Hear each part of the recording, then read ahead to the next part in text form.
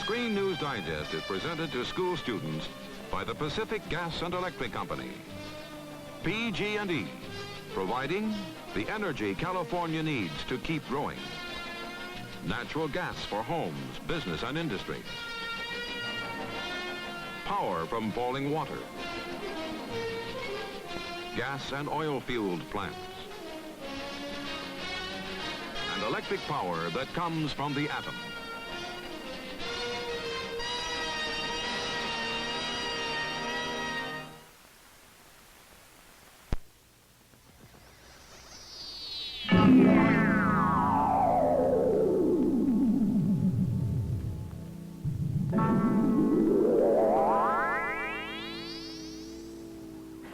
I think all of us are in concurrence in wishing to make clear that we were there primarily as scientists, and only secondarily, if a minor consideration was that we were there as women. If we're going to try to develop and grow animals in the ocean to feed the people and the overpopulation problem, we have to know how to grow them and what they depend on.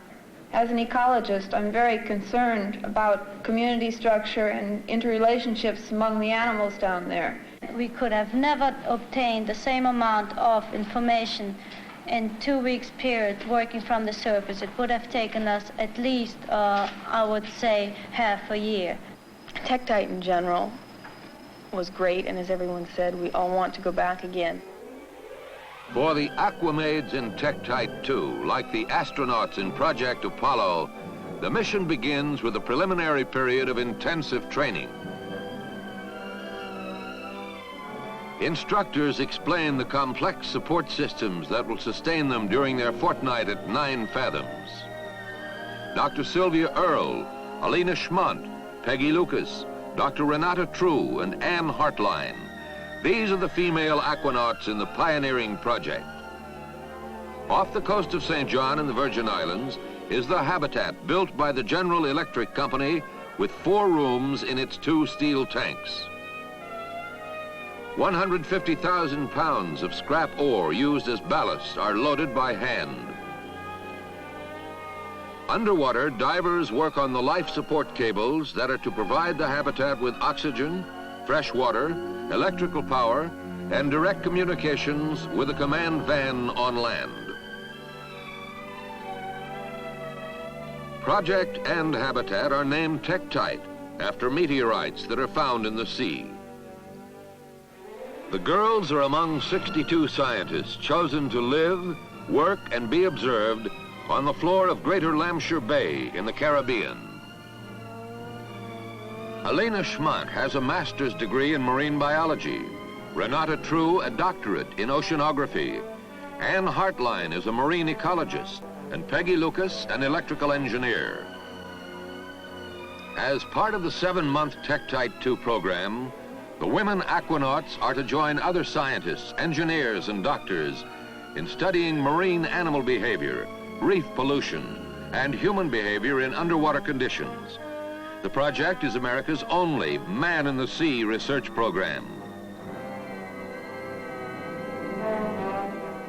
For Dr. Earle and her team, their time has come. Their turn is at hand.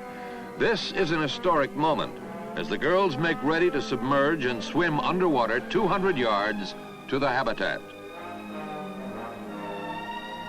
In an exclusive Screen News Digest interview, Dr. Earle recalls, in her own words, the highlights of the mission, including how her team was chosen. For participation in the Tektite program, selection was primarily based on a person's competence in his field, in science. And scientists were asked to submit proposals, and those who are involved did submit proposals and were selected primarily on the basis of that. Secondarily, on their competence as divers, whether they could handle themselves well underwater. From the beginning, the girls show that they are, on all counts, well chosen and well qualified. Their journey to Tektite 2 is uneventful, and one by one they enter the Cadillac of habitats. Here for a fortnight, the girls are pioneers in the exploration of inner space. probing the secrets of a marine environment as mysterious, remote, and little known as the surface of the moon.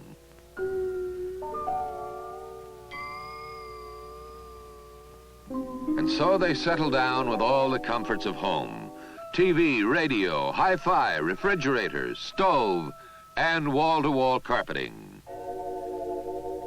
The habitat is, in a sense, an aquarium in reverse, where fish swim by and observe human beings.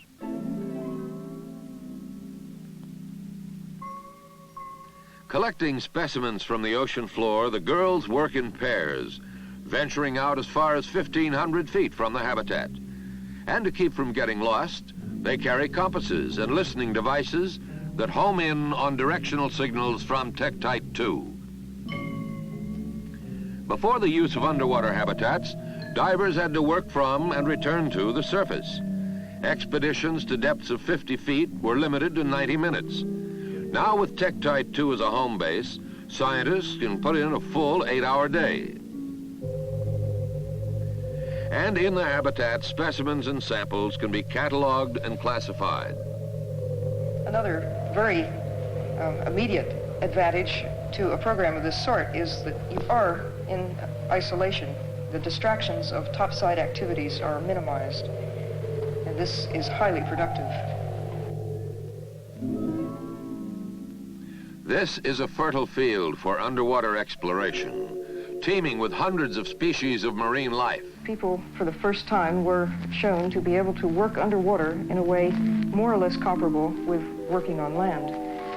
And this is probably only possible using an undersea base, a habitat, and using some of the sophisticated new diving equipment, such as the rebreathers that enable people to stay in the water for long periods of time. Since the rebreather makes no air bubbles, aquanauts can even swim among schools of fish. The unit, which cleans and recycles its air supply, also enables divers to stay outside the habitat for 7 to 10 hours. When you go in and out and see the same fishes, the same rocks, the same everything repeatedly, as a resident, you don't surface and get back to the ordinary day-to-day affairs of a human being. Your viewpoint changes, and you begin to see things that are obvious once you've been there, but are not obvious unless you have this viewpoint, this vantage point. Science has taken a significant step in making men and women at home in the sea. Not only did we begin to feel as if we belonged in the environment, but it seemed that the fishes and other animals began to accept us with little or no concern, to take little notice of us, as if we were a part of the activities instead of an intruder. And so the girls roam the reefs, unlocking more and more of the secrets of inner space.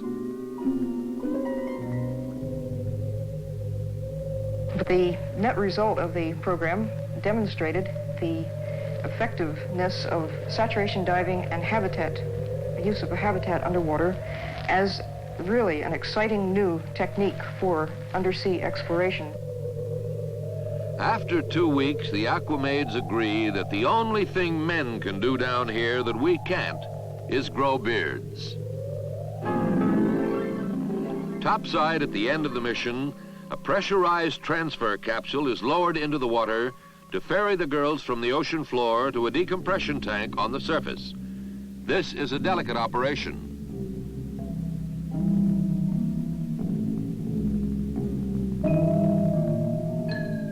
For at a depth of 50 feet, the girls have been breathing a mixture of 92% nitrogen and 8% oxygen. A too rapid return to surface pressure will cause the nitrogen in their blood to bubble up like soda water in a newly opened bottle. This, in turn, will cause a painful and sometimes fatal condition known as the bends.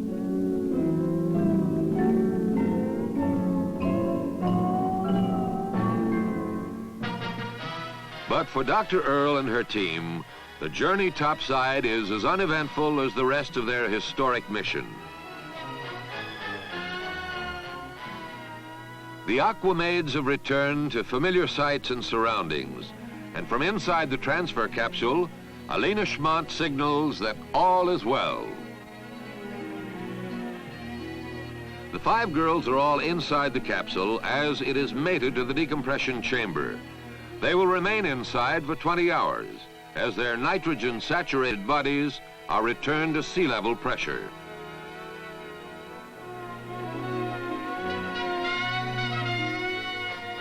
Dr. Earl is first to leave the decompression chamber with the observation that it's been the safest 2 weeks of my life.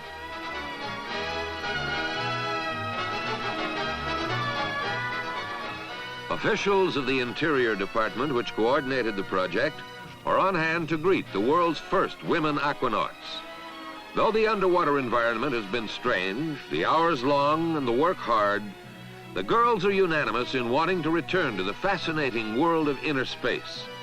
Snoopy, too, is raring to go back. Home are the aquamaids, home from the sea. Later, Dr. Earl and her team undergo thorough medical examinations. Scientists want to know all there is to know about the effects on humans of living and working in the sea. When the tests are completed, the results show that one and all are A-OK. Months later in California, Tektite 2, the Virgin Islands, and Greater Lampshire Bay are just memories as Dr. Earl, wife and mother, plays with her daughter Elizabeth, 10, and her son Richie, 8.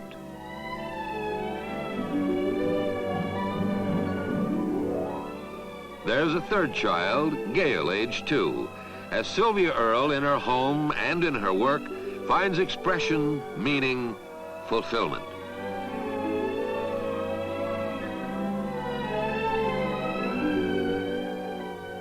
In her study, she has time to analyze many of the specimens collected in Tektite 2.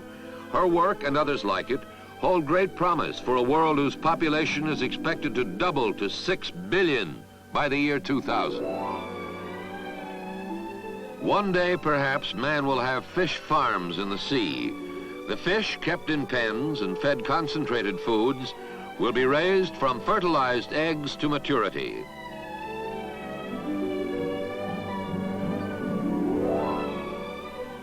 For Dr. Earle and her husband, Dr. Giles Mead, director of the Los Angeles County Museum of Natural History, Tektite 2 is a significant milestone in reaching that day.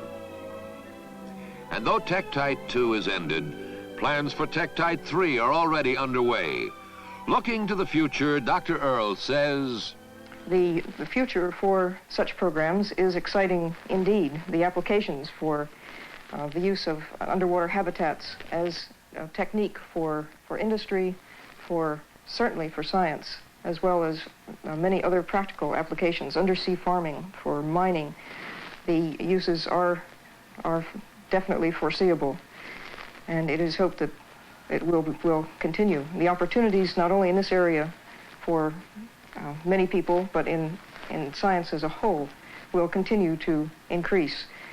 This era of an awareness of the environment and the need for knowledge about all aspects of the environment, whether on the land or on the sea. Mankind harvesting marine life, hotels on the ocean's floor, tourist liners prowling the deep. These are no longer impossible dreams as men and women probe and push back the frontiers of inner space.